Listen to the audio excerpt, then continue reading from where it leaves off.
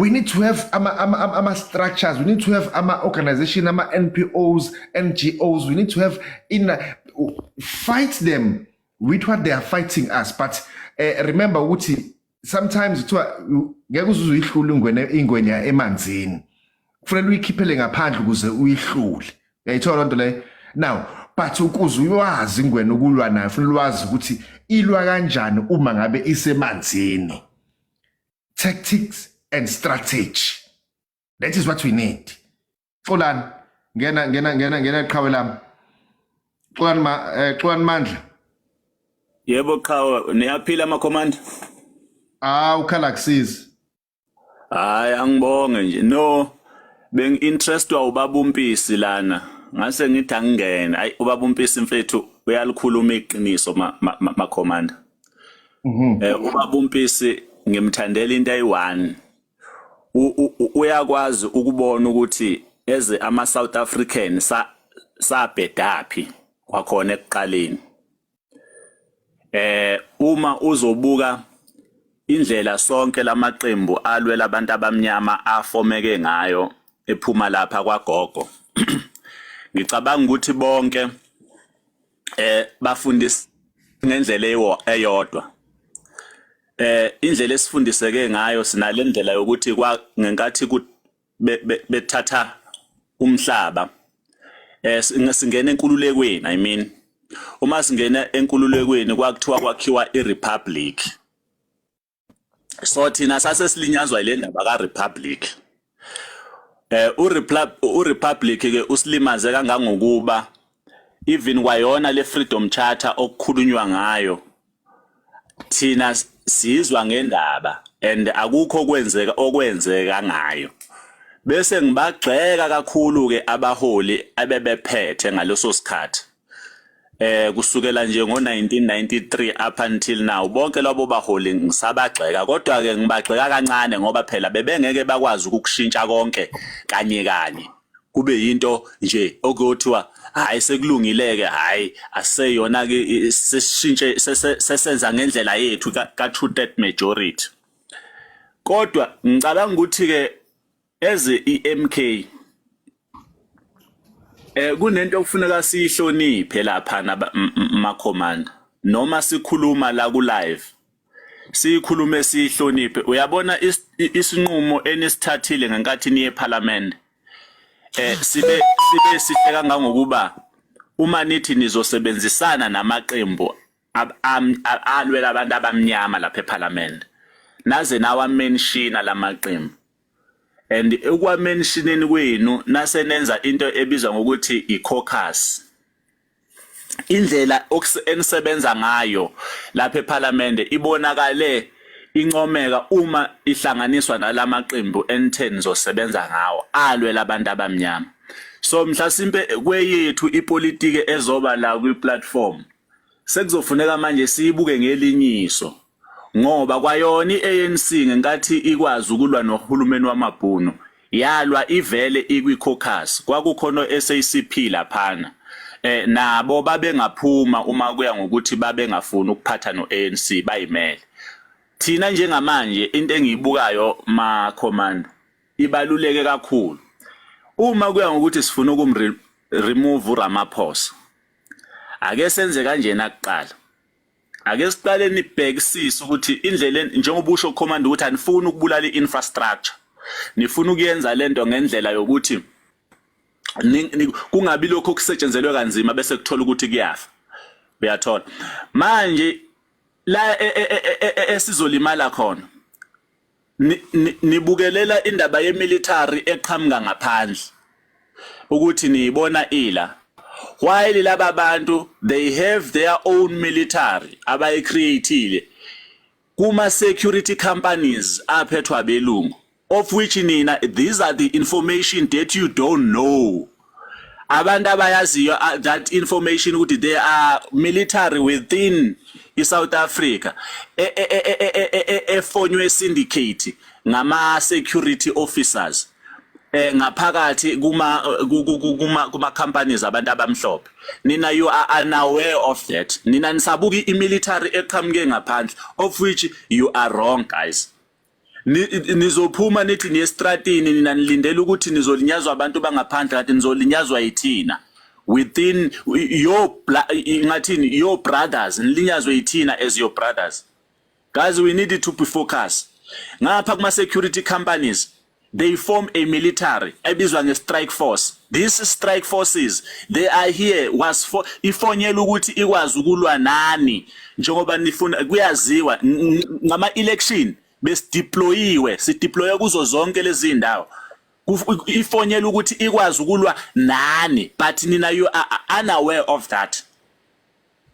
So guys asingabuke lezi zinto esizibukayo sengathi ake siqale ke sihluze ke sibuke kabusha njengamanje we are in a right direction. Uma lamaqembu esekhona ezokwazi ukulwela umuntu omnyama guys, let us unite sibone ukuthi okay uma kuya ngokuthi nayi EFF musani ukuba criticize kakhulu laba bantu be EFF ngoba nabo they have the lot of information guys like you. Let us not emphasize criticize or ATM because these guys are us nabo uyabona. So uma sizowabeka kabi ukuthi obani nabo babenza kanje guys asekho manje lapho manje into esesinayo esokuthi siya kanjani phambili.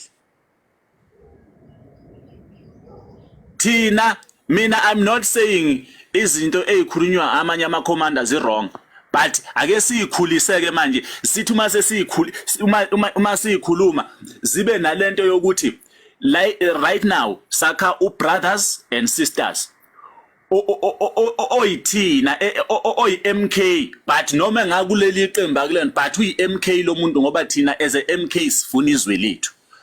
I hope ukuthi that political parties akhona abantu abamnyama inhloso yenqangi iyodwa. Ushilo ubaba uMpisi wathi bafuna umhlaba. Akekho ongakaze aze awufuna umhlaba ever since sikhuluma indaba abantu bekhuluma indaba yomhlaba uma bekhuluma indaba yomhlaba lento kaBaba uRamaphosa wanidayisa kudala wasidayisa kudala seku ANC. And abantu abaningi abazokutshela uma beneqiniso bazokutshela ukuthi this guy ube yisikelemu uqala kwakhe nje dedela ukuthi abantu bayobulala abantu eMarikana waqala wacriticizwa uJulius Malema akekho wake wanaka and okwangicasula tu on that time kwaba yithina abantu abamnyama ayithina abantu abamnyama abathi hayi ingani uxolisile uRamaphosa. And mhlasimbe one of the comrade akhona la kwi platform nabo was one of them ababethi hayi uxolisa kanjani ubulalisa abantu uxolisa kanjani ukhipha iorder yokuthi akubulawa abantu. Kukhona abantu okwathi umathunjwa esungula le union ayisungula elwela abantu abantu baseyimayini bengaholi imali abantu baseyimayini kwayibona abamcriticizeayo. Today umathunjwa ungakwi MK wakusho kwacaca lokho ukuthi yena uzovota neMK but akekho ngakame athi hey babumathunjwa wayisiza igenge yaseyimayini sasingaboni ukuthi uRamaphosa udlala ngabantu. And uRamaphosa akaqalanga njengamanje guys ukuvezwa uexpose 2013 ngo2012 wayesevele expose umathunjwa. So nje guys indaba kalobaba uRamaphosa mina uyabona ngiye ngithi mina ngiqala ukuyibuka lento kaRamaphosa ngo2013. Yes into eyaba wrong ngeEFF ukuthi uthi uma ifika lapha ya ilwe nobaba uMsholozi of which kwakungekho indlela owayengayenza uMalema lapha ya uma sesizobuyela eqinisweni nathi silithanda iqiniso. Uma ngibona into wrong ngisho ukuthi ngibona into wrong but kungabonakala ukuthi lento wrong mina ngiyibona kanjani ngizama ukuyiveza ukuthi this is what is happening bese kubukakala as if ngilwa ngathi ngilwa impi yami mina ye interest yokuthi ngifuna ipower within i organization ebese ngingasupportwa ke kulokulu ipower yami ukuthi ngilalelwe. Ukhumbula ukuthi lo Julius Malema uma ebuya lapha wabuya ethwala amacala ukuthi wayebuya kuMgabe. Ne? Asimazi ukuthi wayeyokwenzani kuMgabe. Uma esebuya wazolwa noBaba uZuma ngapha. Umelwa noBaba uMsholozi, walwa noBaba uMsholozi, walwa up until baze bambhene lapha kwaANC bamkhiphe. Mina ngithi ngiyavuma ukuthi waba wrong impela lo mfana ukuthi alwe noBaba uMsholozi. Kodwa mina engikwazi kahle shosho engine guarantee kwakhe ukuba kuthiwa into ababeyicabanela noBaba uMsholozi ngabe namanje ayilunganga.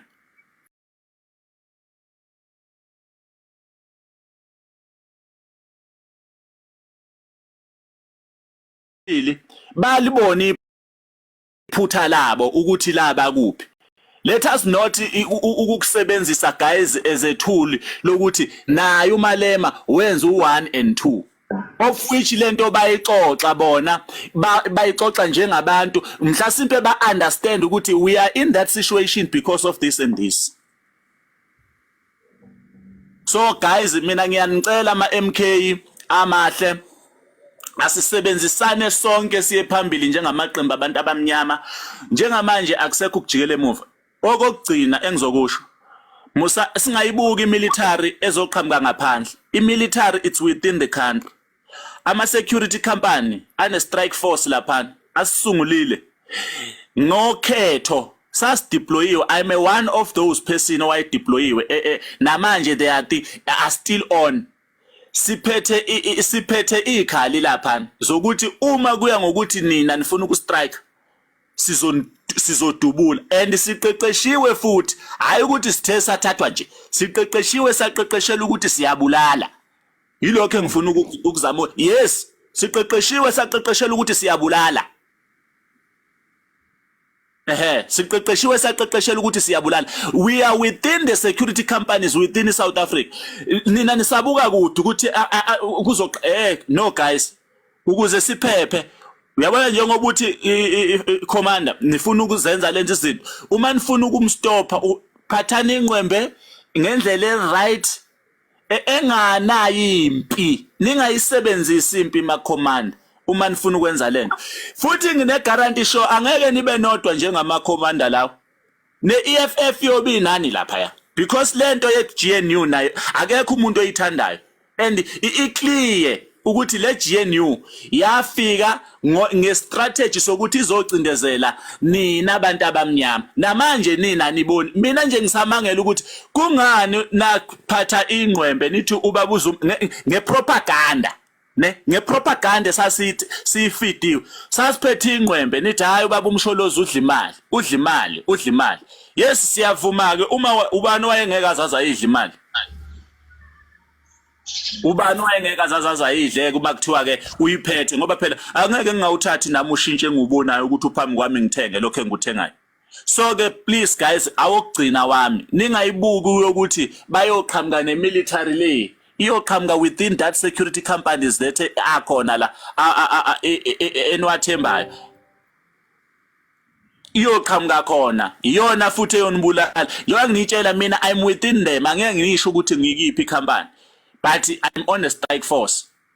So please guys be careful uma niyenza lento niyenze nje uyabona ngokuthula siyowina kodwa njengamanje ngicabanga ukuthi iMK lapha eParliament neEFF hayi isenza wani nje ngicela ukuba sibongele ema command ishayela ihlombe ukuthi zonke izinto ngisabuka sengathi ziza kahle lapha eParliament. Ake sizweke ke kodwa ukuthi mhlasimpe ke uma nina ngakweleni side seniyenza lonto bona bayothini ngoba phela ngike ngabona nje khona lo munye umfo obe busy la kwi platform obusy nayo kwi platform obeqhamuka nendaba yokuthi bazolwa nabo bafoma iorganization yama civil servant engafaki ipolitiki of which bafuna ukustrike nabo yokuthi uRamaphosa must step down. So nje please guys asibe be careful lezi zinto uma sizenza singazenzi imilitary it's within ungayibuki ukuthi iyoqhamuka le ilando yazonibulala khona already there are some security companies abafakwa imali enzima kabi ebebefikile sebesungiliwe bazogada even zona lezi zitolo zababelungu ama retailers kwabo ukuthi ningawoni ngoba kwabonakala ukuthi nawona nona kakhulu ngalesi isikhathi so kwoniwa kakhulu ngesikhathi which ke kwakungekhona ukuthi mhlawumbe konakala ngale yandlela into eyayingeke izilungise kodwa this time guys ilooting isiphathe kabuhlungu akekho ngabonanga ukuthi im-affecte kanjani ilooting uma senza lezi zinto sizenze in a way yokuthi asoni lutho asilimazi lutho okugcina niwavumele amaphoyisa asebenze ngendlela yawo abugada ubugebengu ngoba uma sizothi siye emgwaqeni bese sithi asibafuna abantu abazozivimba abangasivimbi but siyafuna ukuthi abe step down uRamaphosa kodwa futhi singabaphazamise emsebenzini wabo ngoba igebengu isuke zikhona. Ngiyabonga fight. Yo, hey, thank you so much, Xolani. Uyabona nje ngisashaqakile.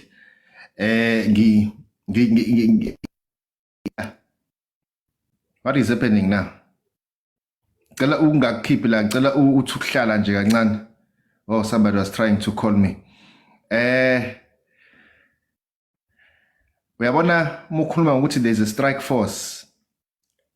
I'm going back to Phoenix 2021. Ake ngime lapho kwamanje. Babkhom. Nazi indaba esizwayo awuphawule eqhawe lami. Yabona njengamanje yabona ukushaqeka. Qhawe namandla. Qhawe lami. Qhawe likhulu. Siyabingela kubonke abafowethu abakwipanel, siyabingela kubona bonke abafowethu esinabo nabasewindini. Ngane zakwethu ake sichepheni iscreen ngane zakwethu nje ke sishaya 200k singalekhi lapho sifuna ukushaya nje manje yabona manje nje ngo22 kumele sifikile kona ngane zakwethu. Siyabonga kakhulu umkhonto washaka mfowethu ukuthi xa unamandla uhlezi njalo usivulela ithuba elihle kangaka lokuthi sikwazi ukuthi sizokhuluma sizo share nje sikusherayo siklalelayo sidle ingane zakwethu ningadidwa omyeza indlela abakhuluma ngayo uqale ukule iANC kaRamaphosa ngane zakwethu ifile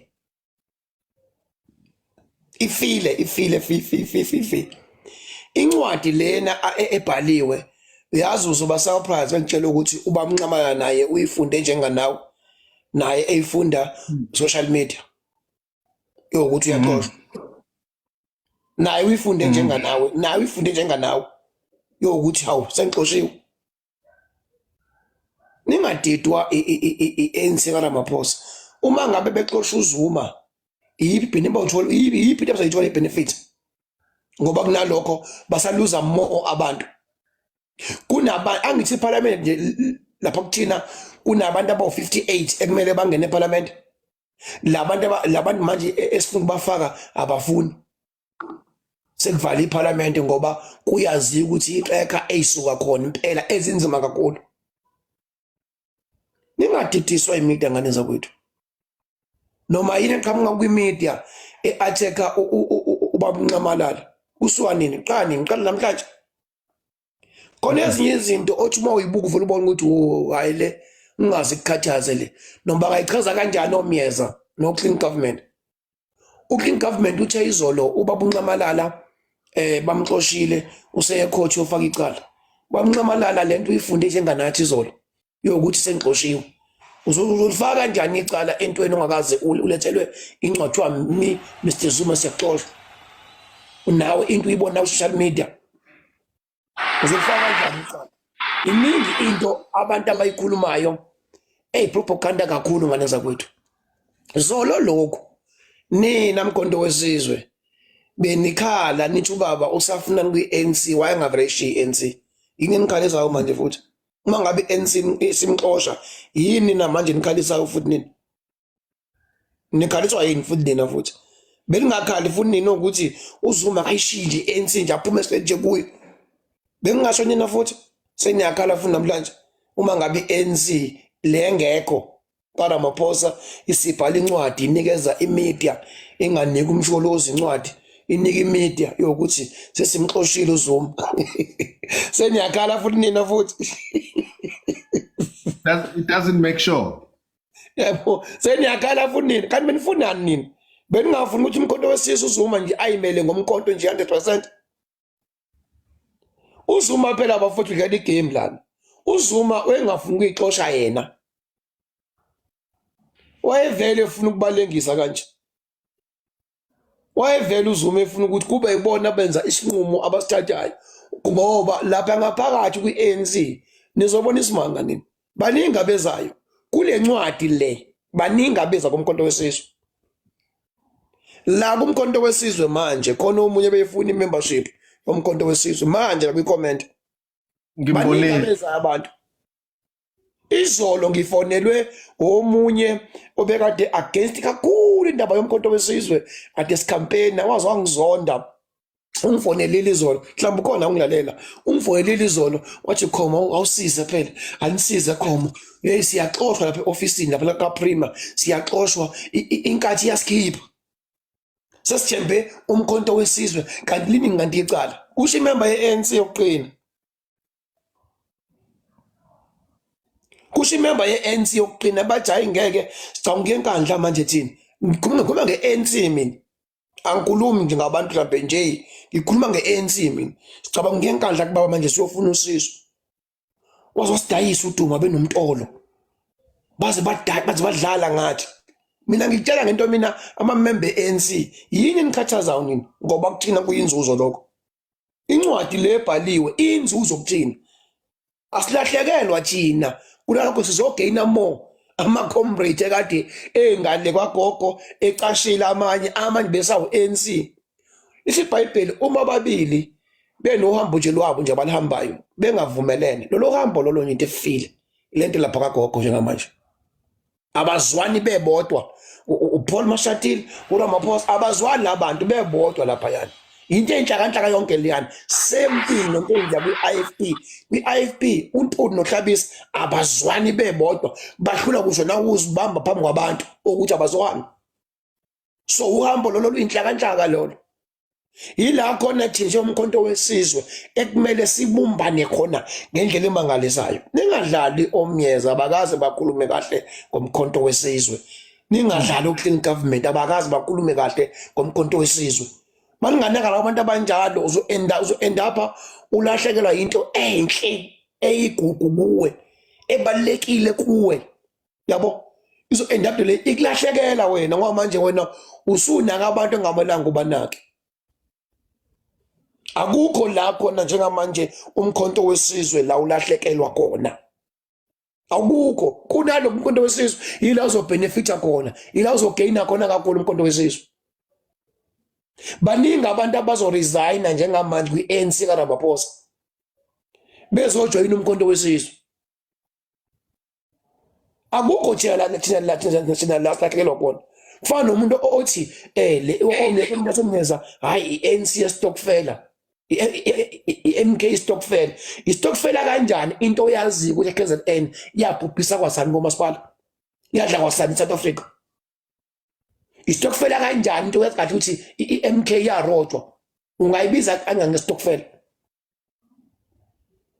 so ngenza kwethu umoya phansi akonakele lutho lokhu nje kuthina kuyibenefit enkulu kakhulu baningi baseza ngane zakwethu baningi baseza nangu mathe lapha i-IFP iyamxosha umuntu obekade enza kahle kakhulu ongcono kunabo bonke oHlabisa ongcono kusho nakubona uNtuli bamxosha sike simlindele thina sivula izandla somkhonto wesizwe and siyamdinga hayi samdinga umathe asingabi lutho siyabadinga bonke sifuna bawele ezandleni zomkhonto wesizwe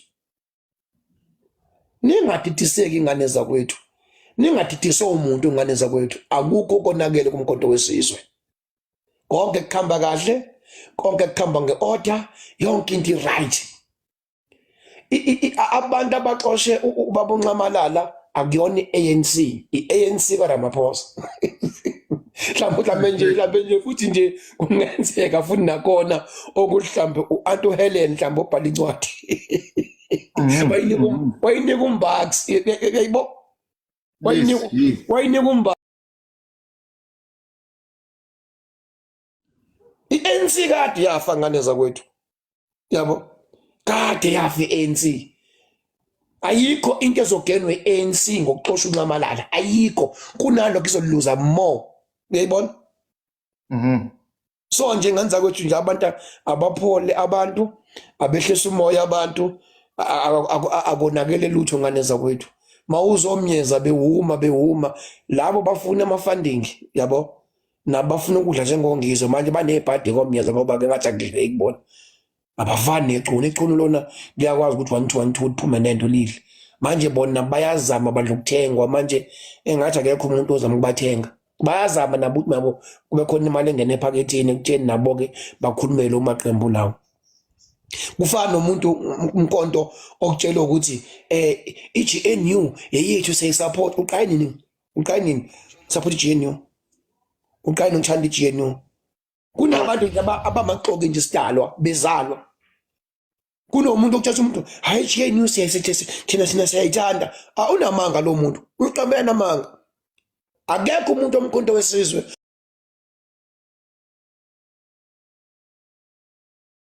umuntu omkhonto wesizwe noma ungathi GNU uyayithanda isithandwa sakho esikwaziyo thina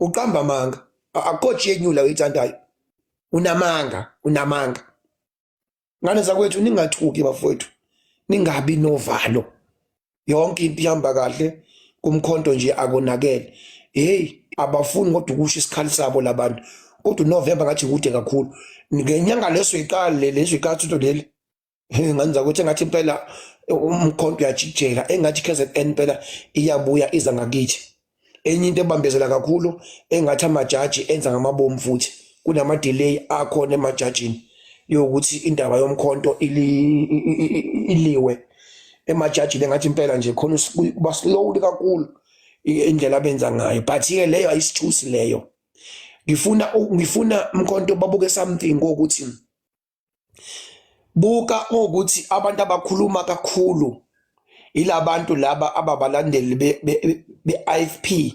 abale kude lapha kwi-IFP many more yibo laba abakhuluma kakhulu abantu abaphezulu lapha kwi-IFP bathula bathenya buka njengamandla abaxhamazela ngayo abelungu ngala eKZN babhizi nabatapa fast manje ukuprivatize amakhampani yabona kahulumeni bagijimela fast nabo ngoba manje sincane isikhathi i-IFP nayo igijima fast manje ukuthi ilande iParliament eMaritzburg ilise leyo Olundi yabo yonke into iyaphuthuma yabo ngiyagijima ngoba bayazi sincane isikhathi sila kumele inyanga ezama iphele sesikwenzile okunye nokunye uyayibona ngoba bayazi ukuthi abahleli uma mina ama-comment ngiyawanaka kakhulu ama-comment khona enye angani umulayo noma ividiyo ngesikhathi kuvela indaba yabantu laba basempumalanga abatholakala laphayana khona i-comment yathi mkhonto anohamba niyobheka nase-Port St Johns ehlathini bakhona okuyi-comment kuphela yana okuyi-comment yathi nje ambani yobheka nase-Port St Johns ehlathini lakhona bakhona ngayinaka lo comment leyo uma uthi uyayibuka uma ukuthi leyo nto leyo ePort St Johns into ekhona ngaphela okusho ukuthi iKZN ibinkankiwe nje iKZN abelungu ngane zakwethu abasoze bawina kwabelungu bodwa kodwa umuntu omnyama ohlezi njalo eyithuluzi lokusetshenziswa uma uzokhumbula kahle uRupert wathi yena ilokhunjana ama-owner lawa ama-taxi bayi-army yakhe niyakhumbula kodwa leyo nto leyo ithe mangabe kufika umkhonto wesizwe abantu bevotela umkhonto wesizwe wazibona uRupert ukuthi akana-army la ngoba manje ngoba phela ube ne-army ngaba abantu abayivotelanga i-MK uprovile lapho that's why usubona manje kuqhamuka labantu abaqhamuka indlela eqhamuka ngayo ukuthi hawu besiqhamuke kangaka kanti siqhamuke kangaka e-KZN ngoba ungayibona eMpumalanga wena ayikho eMpumalanga uma ukuthi khona ePort St Johns kufanele uyibuke lapho ukuthi yini into ezokwenzeka. Umbuzo wami ke osukhona nje ngivana nami ukuthi i-IFP njengamanje ngeke sikuvumele ukuphuma njengoba nje isiyitheste namandla yayibona ngeke bakuvumele ukuphuma noma futhi bangazama ukufaka futhi impi kwaZulu Natal ngeke bayiwine ngoba abasenabantu abantu abaningi bawumkhonto wesizwe even kusho abantu babo bawumkhonto wesizwe. Uvalo lwami eseluthi manje ke labantu abangaziwa abagcwele kulezi indawo lezi abagcwele kuzo nalama security ubhuti uXolani akhuluma ngawo abazoba ni-arm waphela uma phela manje uthinte i-IFP uthinta abelungu uyayibona uthinta abelungu uthinta i-IFP abazoba yini army yabo ekutheni balwe nathi ngoba phela ngeke lezi ivuma ukuphuma Tuwa omunye wathi impela hayi ngikhipheni nizobona lapha kwecapling maphezulu wathi ngikhipheni wathi ngikhipheni nizobona nzoba njani ngizophela isibhamu nini ngikhipheni yini la ithembile ngoba uyazi ukuthi i-IFP ayisinabantu.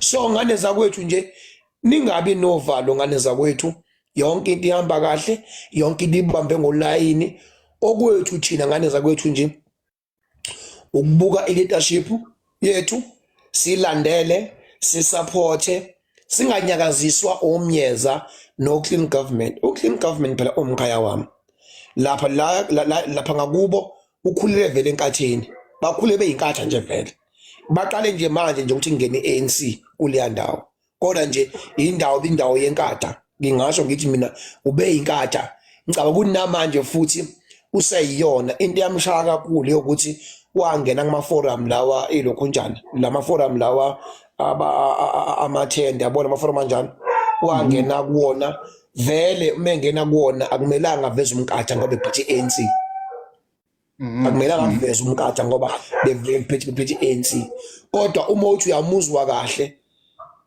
unakho yabona akekho umuntu mina omnyama wakithi ongathi mina nginaqembu kodwa umkhonto wesizwe still uyawugxeka akekho umuntu ongathi akunaqembu mina kodwa indlela umkhonto wesizwe owenza kahle ngawo nendlela umkhonto wesizwe ovule ngayo abantu ingqondo akekho umuntu ongaba against onomkhonto wesizwe noma ngathiwa awunaqembu noma ngathi mina ngisupport umuntu akunaqembu kodwa ukwenza komkhonto wesizwe kusobala kubona yona wonke umuntu ukuthi even naseParliament umkhonto wesizwe ukufika kwawo wenza i-change enkulu kakhulu ngane zakwethu. Uma uzobheka i-EFF before uyibuke manje mkhulu kakhulu umehluko